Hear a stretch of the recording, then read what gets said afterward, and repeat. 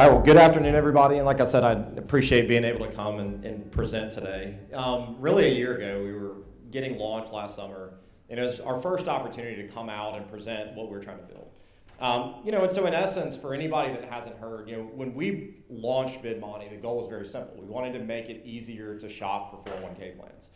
And so in building that, obviously there was a lot of things happening in the industry. We saw a vision of what we could truly launch and what we could do from right here in Mississippi. And so a lot has happened since then, obviously some of the things in the industry. And so, really two big accomplishments that we've had. One, we were able to present the product at Innovate Fall in New York back in September in a 7-minute demo alongside, obviously, companies much, much larger than us. The other thing, we were accepted into Money 2020 Startup Academy. That really rates the top 100 fintech startups in the world.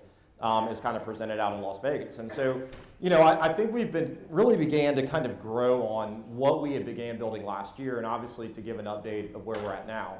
And so really the state of the industry in the space is that currently there's over $8 trillion in the defined contribution space, which is 401k plans that obviously fund the majority of American retirement. That's broken up at over 800,000 different companies that have these plans across the country. And so as pensions are steadily decreasing, going away, being frozen, obviously 401ks are becoming the cornerstone of American retirement. And so you put on top of that, even with all of this, there's over 1 million companies right now that currently do not have a retirement plan, no access to a 401k. And really recent litigation or not litigation, but laws that have passed, there's a Secure Act, it's passed House, it's in the Senate. The idea is to make it easier for American companies to access retirement plans. So all of these things were feeding into what we were building and the vision that we saw much, much before, which was to create an easier way to shop, a marketplace to go and identify these 401k plans. So on top of that, not only is it obviously access and easy and the things been identified, but there's been increasing ERISA litigation, basically lawsuits against plan sponsors over their lack of acting in a fiduciary capacity as it comes to these plans. So there was a Supreme Court case that really set into motion a number of lawsuits that really have started to change the way this industry has been. And so the way we identified is that so many industries have adapted and changed the way that consumers buy things. So we look at how technology has changed getting a loan, going to LendingTree, shopping online, things are transparent, buying a house, going on Zillow, being able to do this, traveling, going to Priceline versus the travel agent. How Amazon has revolutionized shopping and being able to allow the consumer to easily go through this. And so all these industries have been adapted, but largely the wealth management space has gone unchanged. And so what we really looked at is that people utilize technology in making large purchases. They want to be educated buyers. On top of that, it brings transparency and efficiency. They can more quickly navigate all of these things that they were doing.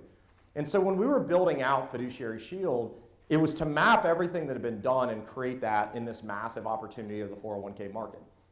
And so what we looked at in the 401k business, processes were manual. I had to go to an advisor, ask for it. It took a lot of time. Obviously very time consuming. It led most plan sponsors to not even go down this path. And really it led to advisors and plans not taking action, not making changes because it seemed like too big of a lift. They would push it off till next year or the year after. So when we were building out FiduciaryShield, we said, okay, the technology has to be fast, has to be very, very simple. That way there's no barrier to entry in doing it. And it needs to be transparent. Being a fiduciary means I'm transparent, I'm willing to act in the best interest of my plan and the participants in it.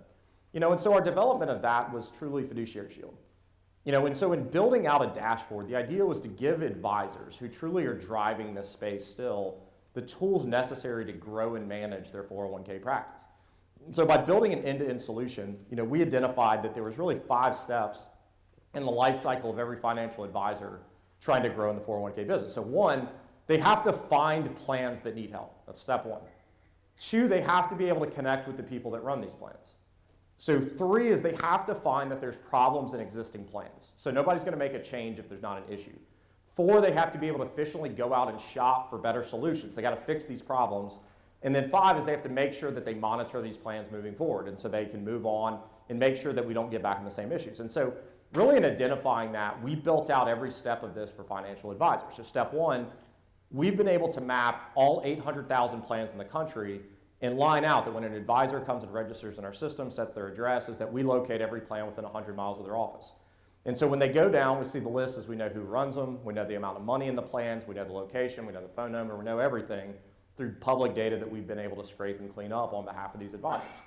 So step two is that once they take a deeper dive to try to look at these plans, we're giving them various demographics. We've also integrated LinkedIn as a great source to be able to connect with these plan sponsors. So we're identifying the people that run the plans on LinkedIn. We allow the advisors to move forward and start building this relationship. So step three is they have to find problems. So we take the public data, we scrape it, we clean it up, and we generate a wellness report for advisors. And we identify over 35 risk factors that exist inside 401k plans. And so some of these could be growth. Some of these are actually certain things that plans are being sued over. Annuities, indirect payments, all of this stuff. And so by cleaning up this data, presenting it, we know who runs the plan, how much money they're getting paid, the advisors on it, everything. And so we're providing this back to the advisor to give them something to go talk to that plan sponsor about how to fix these issues. So once they're at this point, the advisor can easily invite the company to basically start what we call the RFP, request for proposal, to go out, collect bids, and present the solutions. So as it goes back, we've built in a network of industry-leading providers, Vanguard, Empower, Voya, names that you guys have probably seen, that actively bid on every single plan as it comes back in. So as it comes back through, our algorithm sorts and ranks every single bid, and it provides it back to the advisor and the plan in a very easy format. It ranks it based on a score, provides a cost savings that's being passed back down to plan participants, identifies all the features that they would want in the plan, and we've even integrated DocuSign to allow for the onboarding process to move forward and move over. And so the idea is creating that end-to-end solution that makes it so efficient that people don't not approach it, because of that fear of what it's going to take. And so really the last step is the monitoring. We looked at companies like Waze, and if you look at travel, is that, ultimately at one time you went on MapQuest, you printed a map, and that's how you got somewhere, but you couldn't account for changes and things that happened.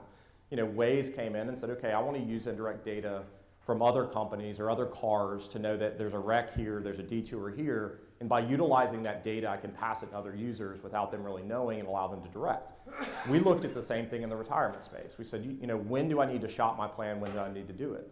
Because of the data that we have coming in, is that we've mirrored our monitoring very much like the Waze of retirement plan space. And so because we're getting data from plans all over the country, we're able to allow our users to navigate when to make changes, what to do. And so in essence, we're able to track the fees and alert when it's time to go back out and shop these plans again. So the idea is that by giving this end-to-end solution, obviously we saw this as the path forward in the retirement plan space. And so obviously, kind of in summary, the industry is just changing. There's a fiduciary responsibility that has to be addressed, and it's really addressed by documentation and monitoring what's going on. And then obviously the firms that represent these advisors that are selling these, they have a responsibility to know what their advisors are doing, the recommendations they're making. From a role in technology, advisors are trying to grow. I mean, that's the natural sales funnel. And so ideally we can give them the tools to go out and do that. But while they're growing and while they're doing it, we're instilling the right behavior through the uses of technology. So in summary, one, I appreciate you guys letting me come back. It's been an exciting adventure. Obviously, if there's new companies presenting, we've come so far since last year.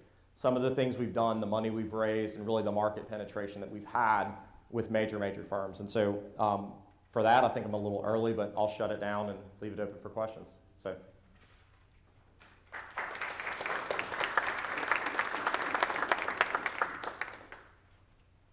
Questions, thoughts, concerns? Who's your competition? So really there's one firm called RPAG. They've been around. They're actually owned by another contradicting firm to a lot of the firms we're selling to. So it hasn't been much competition. In the industry, there's a couple players in it. One, FI360, that was just bought by a much larger firm. But inherently what we built, what we patented was the idea of the marketplace. Is really that's what's unique about our platform that nobody else has done. So obviously we can discuss, but there's not too many players. We're in a niche market in the 401k industry, and it's why we've had national growth, because nobody's really addressed this very specific market. Any other questions? Yes. How do you get paid? So really we have three revenue models. So one, we're a software as a service, and so we're selling software to the firms through really white labeled solutions. Two, an asset-based fee, and so to monitor the plans, we're actually set up as an RIA under the internet-only exemption. And then the third is data. Obviously the data that we have is proprietary, it's valuable, very valuable to the firms that we sell it back to. So those are the three different models. Any other questions? Any other questions? Good deal. Thank you, guys.